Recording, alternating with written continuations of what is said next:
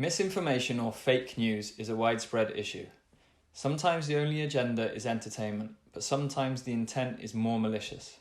The ease and speed at which information can be shared only adds to the problem. In the football world, it is also common to read misleading headlines, and I have personal experience of being misquoted in articles. I try not to let it affect me, as it is important not to believe everything you read online. Joe Allen, I read it on Facebook, right? 2/3 of the world's surface is covered in water, the rest is covered by Joe Allen.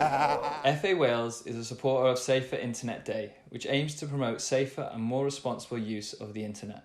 This year, the Welsh Government is running a Safer Internet Day competition for school-aged learners on the topic of misinformation.